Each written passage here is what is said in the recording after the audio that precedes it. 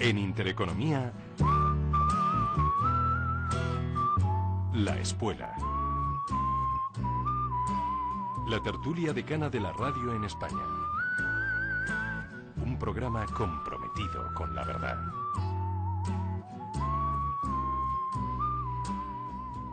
Bienvenidos a La Espuela, muy buenas noches, Alfonso Rojo. Muy buenas noches. Y enseguida les voy a presentar a uno de los dos invitados que tenemos esta noche de Espuela de fin de semana, donde, fíjense ustedes, hemos decidido, y bien contentos estamos, que no vamos a hablar de ese máximo respeto que tiene o que ha mostrado hoy el portavoz del Gobierno ante la sentencia que condena a 10 años de cárcel a Arnaldo Otegi y compañía, ni tampoco de esa frustración que comprende el lehendakari vasco que puede generar esa sentencia de la Audiencia Nacional en algunos sectores del País Vasco.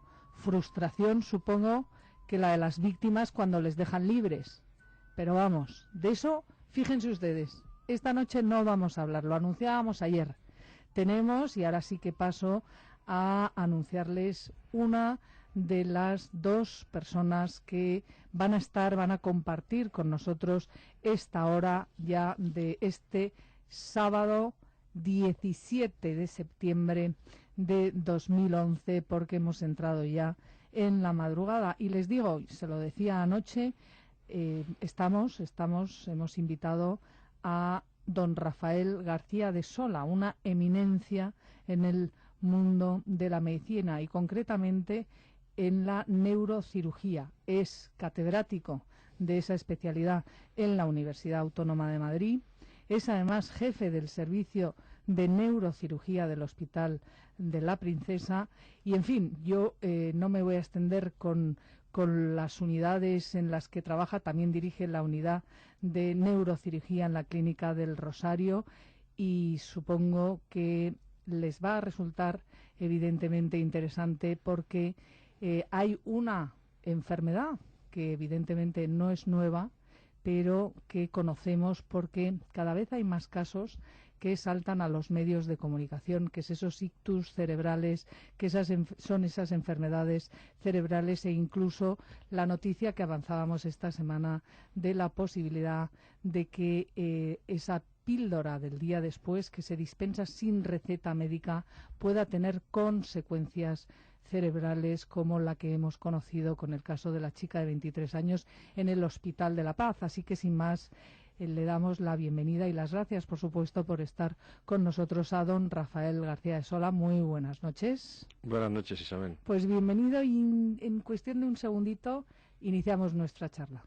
El viento no tiene fronteras, nuestra energía tampoco. Por eso estamos presentes en 40 países con 30 millones de clientes, porque solo la primera compañía energética española es capaz de llegar tan lejos para estar tan cerca. Iberdrola, líder mundial en energía eólica, empresa patrocinadora de Alicante, puerto de salida de la Vuelta al Mundo a vela. La Espuela, la tertulia decana de la radio en España.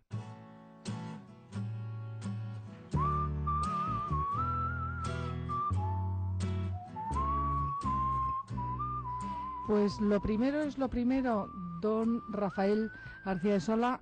¿Qué le ha parecido a usted esta noticia que hemos conocido esta semana? Yo se la citaba antes, de la chica de 23 años que el Hospital de la Paz asegura que había tomado esa píldora del día después, 12 horas antes. No sé si usted cree que a estas alturas se puede certificar una causa-efecto o si sencillamente generalizar la entrega de esta píldora a niñas, incluso a menores, como se permite ahora con la ley, le parece que es un disparate o no, sinceramente. Yo no sé cuál es su opinión.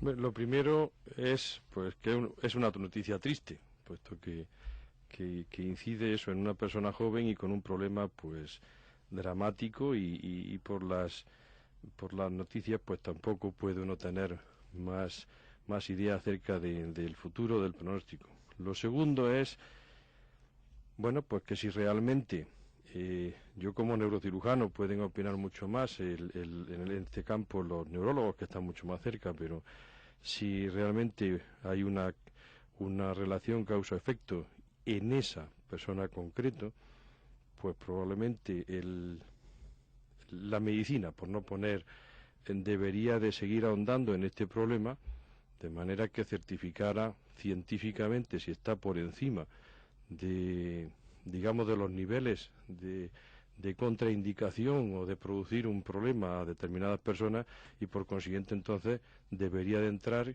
como hay muchísimas medicaciones, en que tiene que haber un control médico, o dicho de otra manera, el Sistema Nacional de Salud tendría la obligación absoluta de cuidar de la salud de los ciudadanos, y por consiguiente el restringir o controlar la administración de este, o como hace con otros tipos de medicación. Pero vamos a ver, la idea que yo tenía, por lo menos, es que un medicamento no se pone en el mercado hasta que no pasa una serie de pruebas que garantizan que no tiene efectos secundarios, que no tiene, que hay todo un proceso habitualmente bastante largo antes de que las autoridades competentes, no sé en este momento cuáles son, supongo que será el Ministerio, o habrá un departamento específico para el asunto. En Estados Unidos, como en todos los países, en España supongo que será igual, que certifica que ese producto no tiene contraindicaciones, es cómo hay que suministrarlo, y sería una irresponsabilidad absoluta por parte de nuestras autoridades poner en el mercado un producto sin ese tipo de controles. Sin lugar a dudas, el problema está en cuál es el nivel que se puede exigir, con lo cual incluso la decisión puede ser una decisión política por encima de la científica. Es decir, si una medicación determinada tiene una capacidad de producir, bueno, no sé, un ictus cada 1.000.000 de habitantes, a lo mejor está por debajo de lo que puede ser, o está muy cerca de, o sencillamente un razonamiento político hace que acepte ese nivel de morbilidad y de riesgo, ¿no? Eso sí es verdad. Lo que sí parece, pero la controversia es tremenda, o sea, parece, por los especialistas, yo en un campo donde no, pero sí me da la sensación de que realmente la puesta en marcha de la administración, o de esta pastilla, o de la disposición a nivel general de esta píldora del día después, ha sido muy evidente que ha sido más por razones políticas que por razones científicas o médicas. Tiene, en teoría, y cuando se probó, tiene suficiente capacidad o teóricamente morbilidad en un nivel bajo, pero la tiene, como para que estuviera controlada su administración y no dejada al libre albedrío de la persona. En un país en el que yo no me canso de repetir, y los oyentes de la escuela lo saben, a lo mejor me la cargo ya algún día con mi hijo, pero he contado en reiteradas ocasiones cómo al salir de una consulta de dermatología por unos granitos, el típico acné juvenil de adolescente, en la farmacia me pidieron no solamente la receta médica para dispensarme esa medicina para los granitos, sino también el DNI del niño, porque si no, no se la daban. Bueno, la píldora del día después te la dan sin receta a menores. Sí, eso estoy de acuerdo. Te pasa con no, muchos, yo lo te pasa con muchos productos. Mira, dices pero que tienes cualquier cosa que tenga, no recuerdo ahora qué componente, porque yo sabes que soy muy... Como le tengo mucho miedo a estas cosas, no paso ni por la farmacia ni me acerco cerca de los hospitales, pero si muchas veces vas a solicitar productos que has consumido con regularidad en casa, si no tienes receta no hay. En cualquier caso, doctor García de Sola, yo creo que como norma recomendable esto de que la gente compre medicinas sin ir al médico, medicinas que pueden tener consecuencias, casi todas tienen algún efecto, ¿no? Que se supone que tiene que haber una vigilancia por parte del Estado para que no se puedan dispensar las más peligrosas. Pero yo no sé si usted considera que en España se venden alegremente medicinas o no, o le parece que no, vamos, hasta las aspirinas, ¿no? Creo que tienen consecuencias. Siempre es complicado el decir, y no se puede ser tajante, pero es verdad que hay una determinada medicación, podríamos decir, depende de la educación, ¿no? Sanitaria. No podemos, porque hay países anglosajones que es durísimo, es decir, uno puede, excepto el paracetamol, en Estados Unidos tiene uno que ir al médico y te da la receta, y te puedes, y vamos por anécdota, pues a un familiar mío, le dio un problema de alergia y tuvimos que ir a una consulta médica porque no había manera de encontrar un antialérgico, excepto pasando por el médico. Eso, yo creo que esa exageración afortunadamente no existe en España y, por ejemplo, hay una red de farmacéutica que son titulados superiores y que tienen una capacidad de orientar a la persona que está detrás de ese mostrador, de una capacidad y una habilidad formidable. Entonces, perder ese recurso universitario, pues me parecía absurdo. Es decir, por un lado el Estado ofrece esa red, por otro lado tendría la educación del ciudadano. Bien, dicho esto, entonces probablemente hay escalas o hay medicamentos o es diferentes para poner de verdad controles. No parece razonable que este tipo, como los anticonceptivos, no parece razonable que esté fuera de control médico. Eso ya se han establecido otras personas con muchísima más autoridad y del orden de ginecología, endocrinología, etcétera, de que esto, e incluso la red farmacéutica, de que esté al libre albedrío de personas que incluso están sometidas a una situación de estrés que hace que su propia capacidad de discernimiento pues esté por debajo de una situación normal. Entonces es suficientemente, yo creo que serio, como para a lo mejor, a propósito, como se dice en medicina, a propósito de un caso, pues volver a replantearse la posibilidad de cerrar esa administración absolutamente libre. También es verdad que, dicho esto, lo que sería razonable sería, pues digamos, no perder los nervios, seguir estudiando los problemas, acumular caso a caso y demostrar científicamente que es real, que hay una morbilidad por encima de lo que es tolerable en la libre dispensación de un medicamento. Y si esto fuera así, probablemente habría argumentos científicos, y no a propósito de un caso, para de verdad exigir responsabilidades al Estado si esa decisión se demostrara que ha sido política en vez de científica. Pero si a usted le preguntasen mañana, en un hipotético caso, mañana le preguntan, decir, ¿cuál es su opinión respecto al caso concreto de la píldora del día después? ¿Usted sería, como experto, partidario de establecer un sistema mucho más controlado, modificar el actual sistema de dispensación, hacerlo más estructurado, más... Yo creo que sin lugar a dudas. Aquí hay un aspecto que muchas veces que roza, que es otro problema, que es el aspecto, hablemos de moral o de costumbres, etcétera, que es mejor no entrar ahí. Pero quedémonos en la medicina. Es bastante probable, por eso hay que demostrarlo, pero es bastante probable que este tipo de medicación deba de ser controlado por la medicina, por los médicos que saben y adaptándose a cada persona. Y entonces pues será algo más complicado, pero estamos en un país civilizado donde yo creo que entonces el ciudadano, en este caso la ciudadana, se encontrarían absolutamente protegidas por el Estado en cuanto a su necesidad en un momento determinado de tomar esa medicación, si están de acuerdo. No nos metamos habrá personas que bajo ningún concepto puedan decir que sí o que no, pero estamos en un Estado laico y lo que sí es verdad es que el Estado es razonable que sea laico, pero que pueda ser no científico ya es más grave. Claro, y sobre todo por las consecuencias. Pero vamos también a lo que es su especialidad, porque lo hemos abordado aquí por cuestiones que a nosotros evidentemente nos ocupan, nos preocupan y nos interesan. Y yo quería, usted va a presentar el martes en la Fundación Rafael del Pino un estudio que pone encima de la mesa que España en cuestiones de... no sé, lo voy a decir así en plan muy divulgativo, vamos, como Frankenstein, que de abrir la cabeza y hacer todo tipo de conocimiento sobre el cerebro, operar y salvar vidas, cosas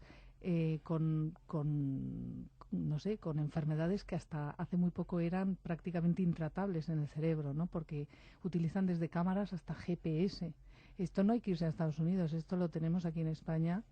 Y según tengo entendido, claro, estamos, como decía yo al principio del programa, ante una eminencia en cuestiones de este destripamiento cerebral. Permítame que sea tampoco médica. Sería desneuramiento. O desneuramiento cerebral. Claro, porque aquí los ciudadanos de a pie, lo que sí que vemos, actrices, gente conocida, que incluso gente no conocida. Yo tengo un caso personal muy impresionante también de una persona joven y que se está recuperando y que le han llegado a destapar parte del cerebro, lo siento, Alfonso, y no daban un duro por ella y está, vamos, reviviendo una cosa increíble. Esto pasa en España, claro, y estamos con una de las personas que mejor conoce esto. ¿Qué pretenden con este libro? ¿Qué es lo que van a dar a conocer?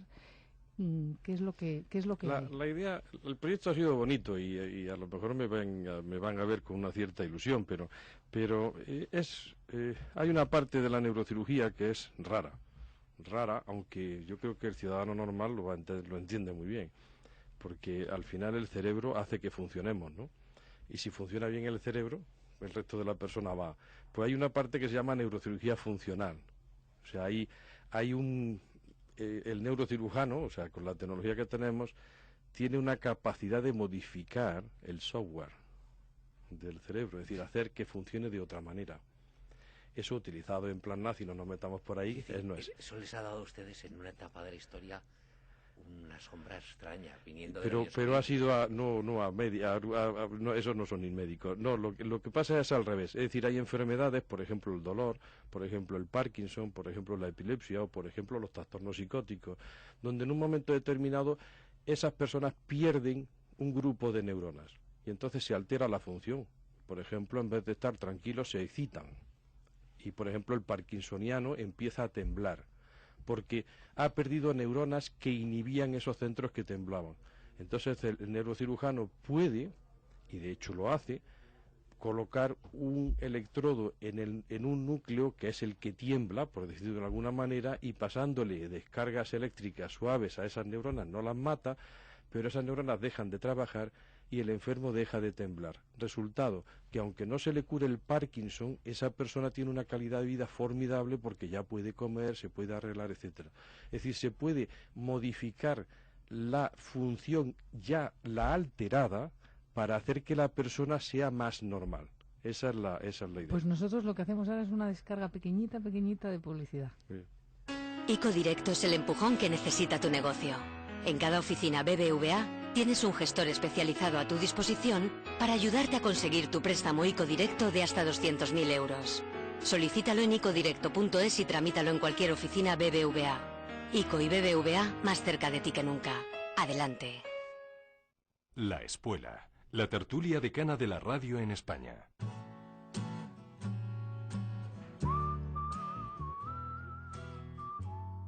A ver, doctor García de Sola, estábamos con esas descargas que pueden hacer incluso esa mejora del Parkinson, como estaba explicando, pero yo le voy a hacer una pregunta a los oyentes de la Espuela genérica, porque evidentemente no nos pueden contestar todos. ¿Sabían ustedes que existen neuronavegadores? O sea, navegadores como de GPS para el cerebro. A ver, ¿esto qué es lo que es? Es una palabra además poética con mucho impacto y que realmente ha sido exitosa, pero que la situación real es para llegar a esas zonas, digamos que hay que cambiar su comportamiento, esos núcleos que están además muy profundos, por ejemplo, y para poner un electrodo, claro, necesitamos algo que nos oriente y que nos vaya llevando por donde debemos hasta llegar. Y esos son esos sistemas muy complejos, que no da tiempo a explicarlo, pero que hacen que se pueda llevar un electrodo o la mano del cirujano.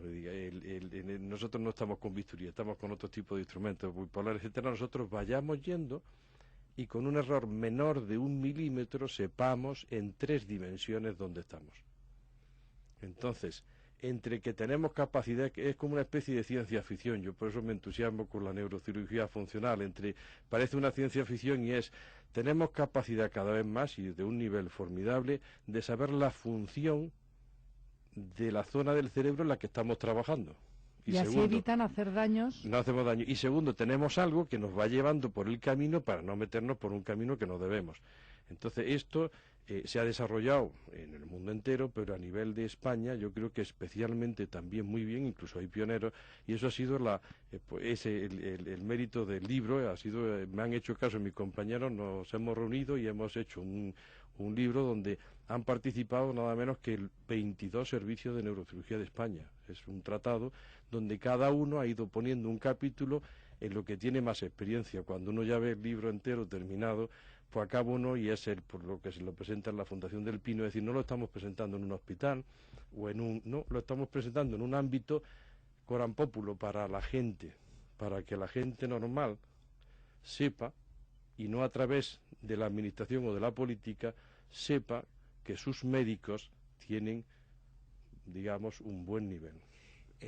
Ha citado usted la palabra popular, haciendo medicina o divulgación popular. Usted que ha observado el cerebro muy de cerca y muchos cerebros, ¿es igual el cerebro en los hombres y las mujeres? Absolutamente igual. Después funciona diferente, No pero es tengo absolutamente palabras. igual. Siempre Y entre todos... A ver, ¿en qué pensabas que era distinto? No, pregunto. Yo estoy preguntando. ¿Y es igual al margen de la raza, el origen o la formación? Sí, es exactamente igual. Y si me apura... ¿Y los factores culturales no modifican o influyen en el cerebro? Eso es otra cuestión. Entonces, ahí empieza el problema. Es igual anatómicamente. Entonces la respuesta es sí. Diciéndolo en términos normales de hoy más, ¿es igual desde el punto de vista del software, del funcionamiento? No. Y otra pregunta, ¿y ahora, ¿ya ha cambiado a lo largo de la historia? ¿En qué sí o en qué no? Espera, ¿en qué sí o en qué sí o en qué no? Porque realmente la función de las personas, es verdad, se ve modificada por la cultura, por la familia, por el sexo, por la geografía, etcétera, aunque la anatomía sea igual. Segundo, lo que ya era, me adelanto también a la respuesta, a lo largo, es decir, el cerebro es un órgano absolutamente formidable y realmente hay gente que dice que realmente no existe nada superior en todo el universo. Porque en la evolución del universo ha llegado a generar el cerebro, por lo menos en el contexto. Entonces, ¿eso qué significa? Y el propio cerebro, por su evolución natural, progresa. Si nosotros hemos salido del neandertal, de la Edad Media, ¿a qué velocidad? Porque yo le hago la pregunta y a una velocidad que ahí es donde nosotros ahora vamos a más velocidad que se iba en la Edad Media. Ya, pero vamos a ver, yo le hago la pregunta, pero yo he dedicado 30 años de mi vida para justificarme, porque no voy a quedar fatal frente a ese 53% de la población española femenina que nos oye. Yo he dedicado 30 años de mi vida a hacer sobre todo guerras y conflictos bélicos. Y unas conclusiones que sacas después de dar muchos tumbos por el mundo es que los seres humanos en general son muy parecidos. Entre un bantú del centro de África y un germano de la ribera del Rin no hay grandes diferencias. Si uno mira lo que hicieron en Ruanda en el 84 o lo que hicieron en Alemania en el 39, el comportamiento al final puede ser igual de bestial. O cuando uno asiste a un divorcio, a una separación, y ve cómo se divorcia el registrador o el labriego, al final ves que el comportamiento no deja mucho, por lo menos lo que es el comportamiento humano.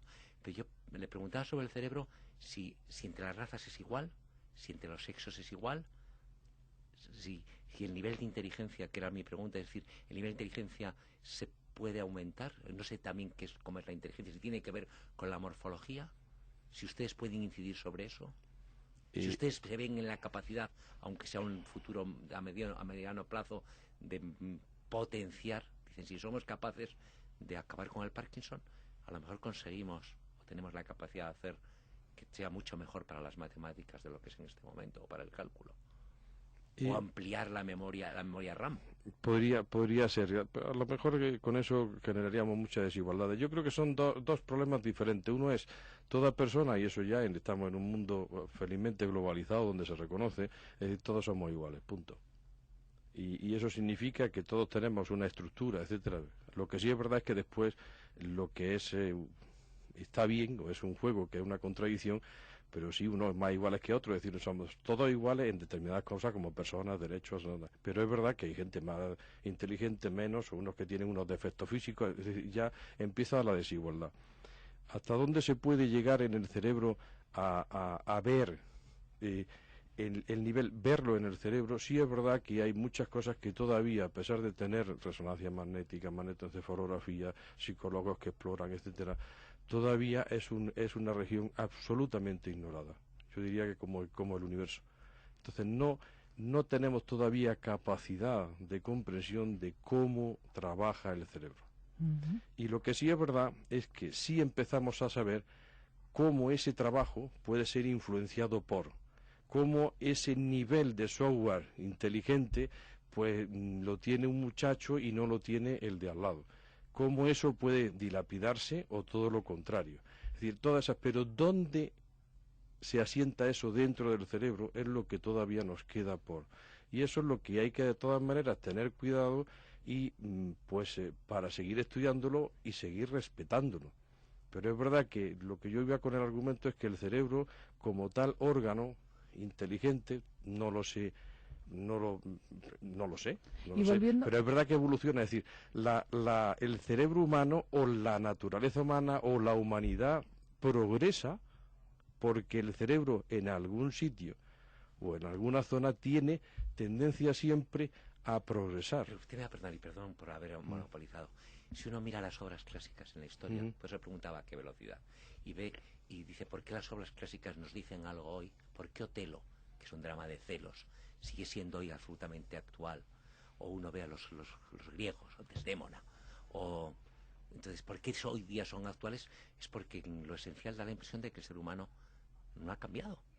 Es decir, que el ser humano tecnológicamente está muy desarrollado, pero en lo que se refiere al cerebro, a su alma, por decirlo de alguna manera. Yo le voy a decir, eso es una de las cosas que se puede... Igual. No, yo creo que no. Por ejemplo, las sociedades más avanzadas, curiosamente, son como más educadas, tienen más capacidad de inhibición.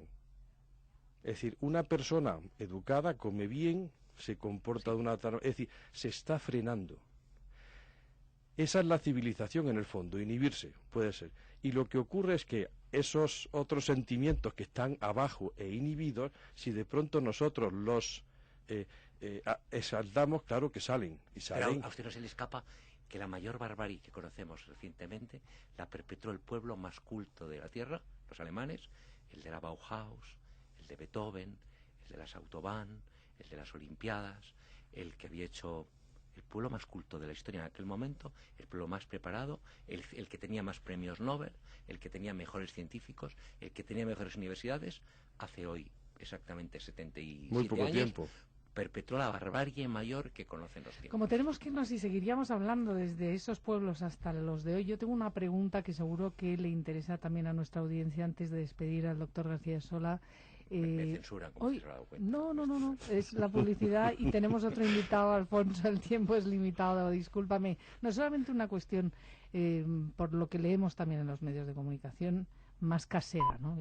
Vuelvo yo a traer aquí. ¿Hay más ictus ahora? Al ver noticias de famosos deportistas, artistas, ¿esto está pasando más? ¿Una enfermedad por el estrés que vivimos o no tiene nada que ver? Siempre lo ha habido y antes se confundía. Yo creo que más bien está en lo segundo. No hay ninguna... Hay más estrés y hay una serie de cosas. Puede haber medicación que puede influir y la estamos dando incluso a pesar de esos riesgos. Pero yo creo que este impacto sobre el ictus está produciéndose afortunadamente y sobre todo en Madrid. Porque en Madrid hay una red de servicios de neurología y que neurocirugía también está trabajando en ella, y en La Paz es uno de esos hospitales, en La Princesa es otro, donde hay establecido una cosa que se llama código ictus, que es una situación grandiosa, no la sabe el ciudadano. Entonces, de manera que desde el SAMUR, o sea, desde que una persona tiene un problema cerebral, de ese ataque cerebral que significa el ictus, se intenta, y cada vez se está bajando más el tiempo, en que en horas tenga ya el enfermo, por debajo de 3 y 4 horas, haya llegado al hospital, se le haya hecho un diagnóstico de resonancia, TAC, etcétera, y empieza a ser tratado. O sea que estamos muy bien, mejor. Entonces, estamos muy bien en Madrid, gracias a la neurología. Entonces, ¿qué ocurre? Que todo esto, aparentemente hay más ictus, y no, es que lo que pasa es que el sistema, desde el principio en la casa, se está generando un diagnóstico precoz. Pues doctor García de Sola, de verdad muy interesante. Fíjense esta oportunidad de salir de esta escuela absolutamente siempre tan política. Realmente, Bueno, y enhorabuena. acuérdese de nosotros si nos da uno de esos. Le llamaremos, ojalá que no. Que no deje el No, los teléfono. médicos siempre como amigos, nunca para Sí, tener sí, que sí. llamarles. Yo la Que no verdad deje el teléfono. es que El encantada, personal. no, yo Para comprendo. consejo, para Y consejo, desde para luego, tratarnos. y desde luego le damos las gracias por ese trabajo Es que que hacen. conocemos dos casos. Tengo que decir, Conocemos dos casos sí, uno recientes. trabajando Uno trabajando con conmigo en nosotros. Canal Now, sí. Sí, sí. Pero y además que se cogió muy a tiempo, fíjese, Sí, sí. doctor. Pero una Estamos- cosa sí voy a contar y cerramos porque nos hemos pasado todos los tiempos posibles, que nada más entrar en este edificio de Intereconomía, una de las personas que estaba abajo en conserjería, en seguridad, le ha saludado, casi se le tira al cuello, doctor García de Sola. Iba a decir yo, dejen pasar. No, ¿cómo dejo pasar? Bienvenido, doctor García de Sola. Le había operado y me dice que sepas, Isabel, que otra persona, que no voy a dar el nombre, de la planta 10ª, también le va a ver y le va a tratar el doctor García de Sola. Así va el doctor García de Sola, que ha estado con nosotros esta noche aquí en la escuela. Muchas gracias de nuevo. Muchas gracias, Isabel, por la amabilidad.